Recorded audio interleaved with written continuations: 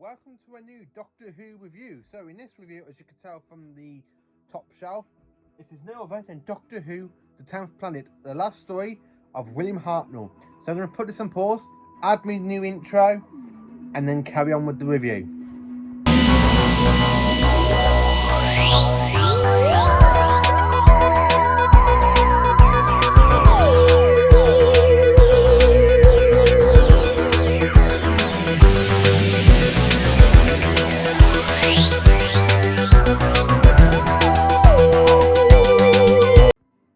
So, The 10th Planet was originally broadcast from the 8th to the 29th of October 1966.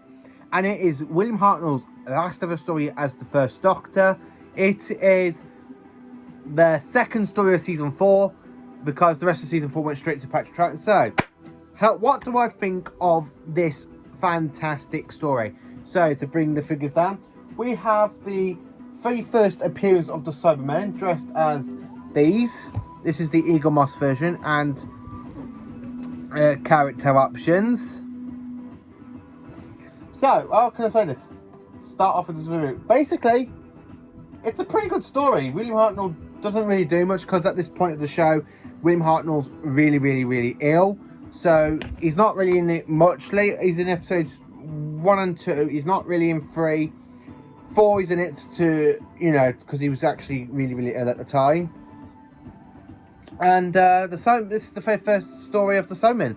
Now, what do I actually think of this story? Now, this story is it's basically an amazing story. It's literally the story that creates the Cybermen, and also it makes it's the very first time we actually see the regeneration plot happen from William Hartnell to Patrick Troughton. It's the very first regeneration of the Doctor we actually ever seen on screen. So, like I said, the TARDIS lands in the North Pole, in the South Pole, sorry, where they have this new expedition going on for space travel, and the year is in 1986, where basically when the 10th planet is coming into range with Earth. And of course, the 10th planet is basically Mondas, the original planet of the Cybermen, is when the Cybermen got created. Now, if you listen to Doctor Who Spare Parts, in the creation part, Peter Davison's Doctor, aka the 5th, is the reason the Cybermen come about.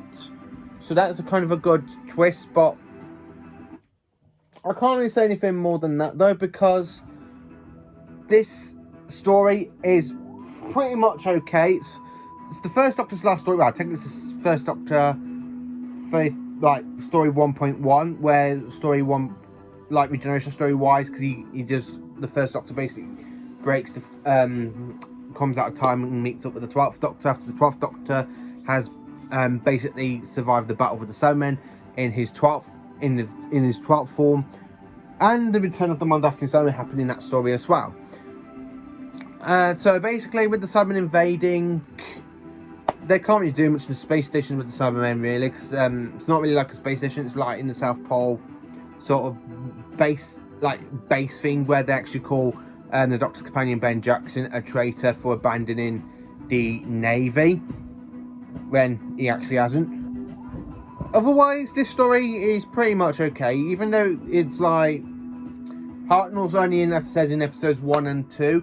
Episode 4 is missing, but it has been animated to complete the actual story-wise, and it's not really bad animation, really. It's really quite enjoyable. The Cybermen in this is the first time you see the Cybermen being so ruthless, where basically Mondas is draining our planet's energy, Earth's energy, because the Cybermen need our energy so they can survive. But the Doctor basically breaks the loop, and the Cybermen fall to... You have that really cool scene where the Cybermen literally just turn to dust and they fall over in the animation and just melt. Really actually quite enjoyable that scene is. I absolutely do love this story. It's not the best Hartnell story, but it is mainly okay for Hartnell. Ranking wise, I'd say this is basically a 6 out of 10, really, because of just episodes 1 and 2. Hartnell is in it, and the way he stands up to Cybermen. It's actually where he goes: emotion, love, pride, hate, fear. Do you have no emotion, dear sir? I just absolutely love William Hartnell, and he knows, like for this one, the first Doctor knows what's going on. He goes, "I never played montage." So yeah, the first Doctor basically knows what's basically going to happen, because he does tell him, "Expect visitors soon." Visitors? Yes, visitors. Expect some visitors.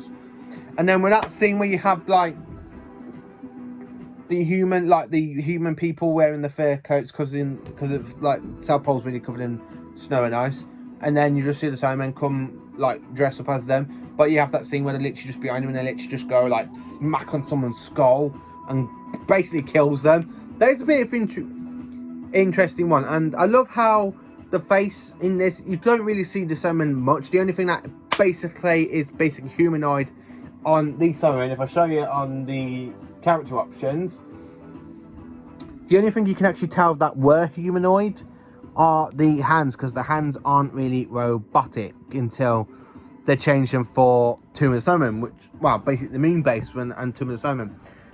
The face is literally just like a cloth, but it's actually okay. Here is where the weapon is, so they literally, in the episode you can't do it on the figure, where they literally just take off the weapon and just go around shooting people. It's just a fantastic story. Regeneration wise, Hartnell doesn't really have a last line where he says, "Oh, this old body of mine's wearing a bit thin. I must get back to the TARDIS." And then when you see them, you have Ben and Polly chasing the first Doctor back to the TARDIS, and he just literally just collapses and regenerates into Patrick Troughton. As of course I say for ranking, this story is a 6 out of 10. Just because it's not a good Hartnell story. It's Hartnell's last story. It will always be iconic.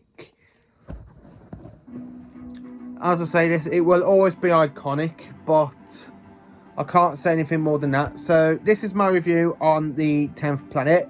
Hartnell's regeneration scene. Basically, it's just Hartnell just collapsing on the TARDIS floor and regenerating. Story-wise, it is actually okay. It's the very first introduction to the Cybermen, so it is pretty okay for that. It's the introduction to the Doctor, like the regeneration of the Doctor. And also cool, it is Hartnell's last story. Hartnell in episodes 1 and 2 are okay. 3, as I said, is not really in there. 4, I actually would like them to find 4, because the animation does patrol this really well, but I would actually like to see the actual effects from the original camera side. If we ever get season 4 released on Blu-ray, really, would I enjoy this a lot more in HD? Most probably yes, I would actually enjoy this in HD. So this is my review on season of, basically, of the 10th Planet, which is in season 4. Thank you for watching this video. Please do like, subscribe and share to my channel, and I hope you all have a good day.